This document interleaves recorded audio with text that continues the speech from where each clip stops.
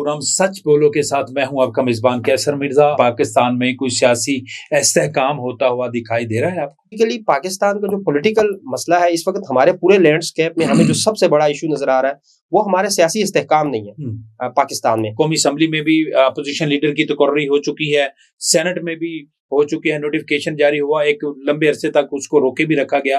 تو کیا کہیں کو پس پردہ کو حکومت اور اپوزیشن کے مابین کو مذاکرات ہو رہے ہیں؟ محمود خان اچھا آپ جو مرضی کہہ لیں، اس وقت وہ عمران خان کی جنگ لڑ رہے ہیں، ان کی رہائی کی بھی بات کرتے ہیں، ظاہر ہے وہ بھی مجبوری ہے ان کی، جو پی ٹی آئی کا فہم ہے اس کو لے کر چلنے کے لیے، لیکن وہ ایک پولیٹیکل مائنڈ ہے۔ غزہ میں جو امن معاہدہ ہے اس کے بعد کوئی اس کی صورتحال بہتر ہوگی؟ بورڈ آف پیس ہے، شاید یہ آگے کسی فردر کسی ایک انٹرنیشنل آرگنائزیشن کی شکل بھی اختیار کرے، تو کیوں نہ پاکستان اس کے جو ہے وہ بانی ممبران میں شامل ہو۔ یہ اچھا فیصلہ ہے پاکستان کو اور اس کے اثرات بھی ہوں گے۔